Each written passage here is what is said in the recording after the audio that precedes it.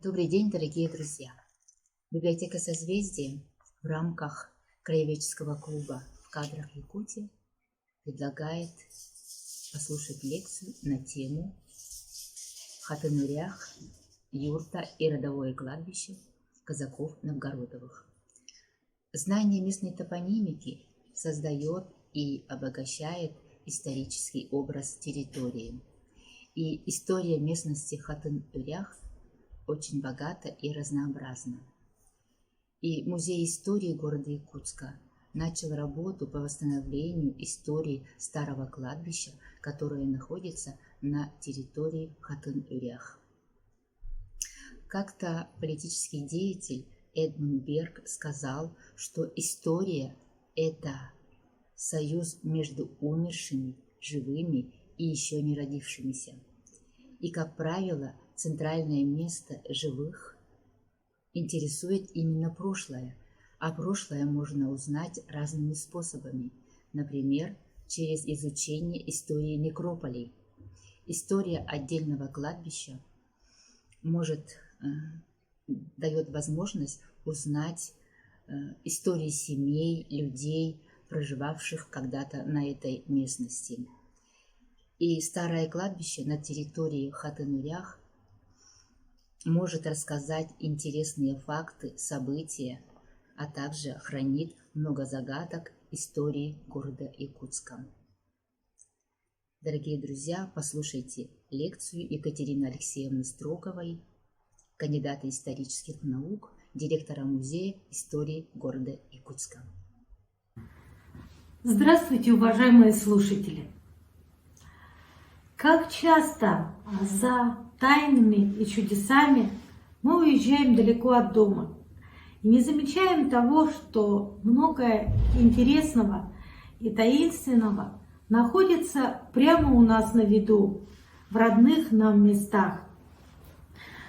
Сегодня я, научный сотрудник Музея истории города Якутска Екатерина Строгова, раскрою вам один небольшой секрет, который находится прямо на виду у всех, особенно у жителей Гагаринского района нашей столицы. Все хорошо знают, что город Якутск был основан казаками. Мало того, он ими строился, и строился еще и за их деньги.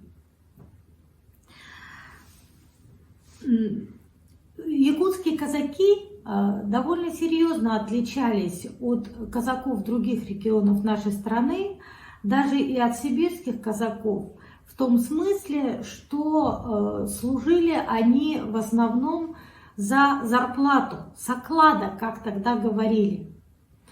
В начале XVIII века, по сведениям дьяка Андрея Вениуса, только один из 1500 якутских казаков служил с земли, то есть сам себя обеспечивал с помощью своих земельных угодий. Все остальные служили исключительно с оклада.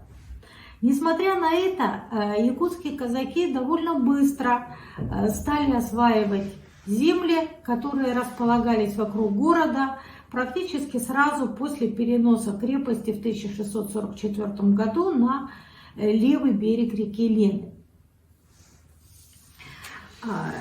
И нужно сказать, что вот изучение письменных источников позволило выделить среди якутских казаков 31 распространенную фамилию.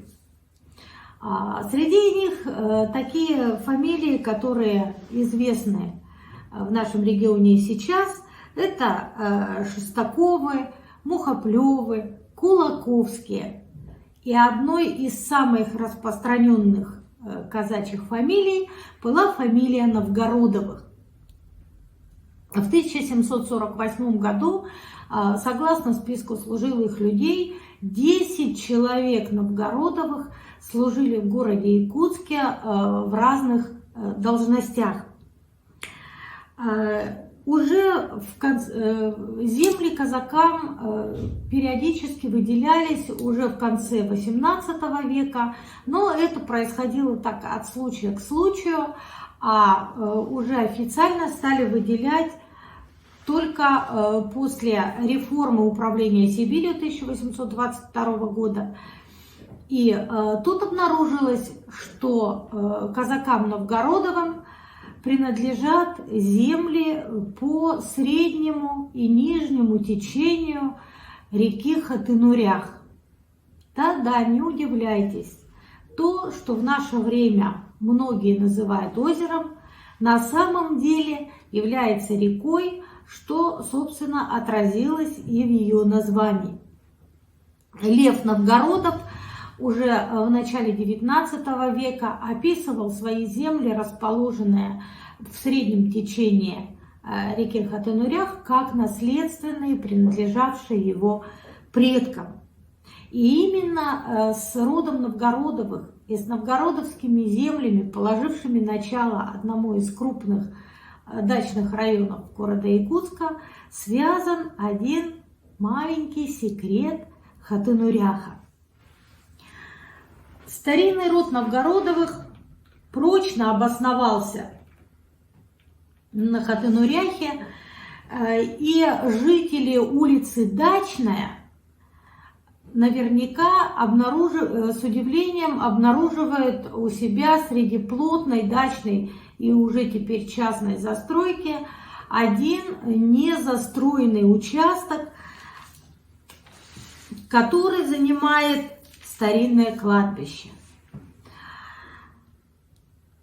В этом году с помощью хорошего человека Олега Желнина, руководителя ООО «Точка взаимодействия», мы провели небольшое исследование, и выяснилось, что вот это небольшое кладбище является остатком гораздо более крупного старинного кладбища, принадлежавшего роду Новгородовых. Вот, кладбище это расположено на северо-востоке нашей столицы, на улице Дачная, напротив дома номер 45. Кругом этого участка располагаются дачи, и, по-видимому, какая-то часть кладбища находится на территории частновладельческих дачных участков. Вот. Когда мы вообще об этом кладбище давным-давно рассказывают всякие истории, и это один из тех объектов, которые очень часто бывает, что многие знают, но никто не видел. Всего на этом кладбище нам удалось насчитать более сотни погребений, которые были сделаны в разное время. И о древности этого кладбища говорит наличие старой каменной плиты надгробной, которая полностью по своей типологии соответствует старинным каменным плитам, вошедшим в качестве надгробий в широкое употребление на территории Центральной Якутии в середине XIX века. Вот здесь вы можете увидеть на фотографии каменная плита, к сожалению, плохой сохранности, совсем расколовшаяся, на которой характерные изображения креста, якоря и пылающего сердца, обрамленные изображениями херувимов и остатками традиционного якутского орнамента. Вот это наличие этой плиты говорит о том, что кладбищу этому уже как минимум 150 лет. На этом кладбище покоятся представители славного казачьего рода Новгородовых и других семей, связанных с Новгородовыми родственными узами. Это семьи Лукиных, Сергеевых, Рыбниковых и Шепелевых. Вот здесь на фотографии я специально показываю вам остаток надмогильного креста Татьяны Васильевны Новгородовой в девичестве Шепелевой. Родилась Татьяна в 1897 году в селе Табага в ямщицкой семье.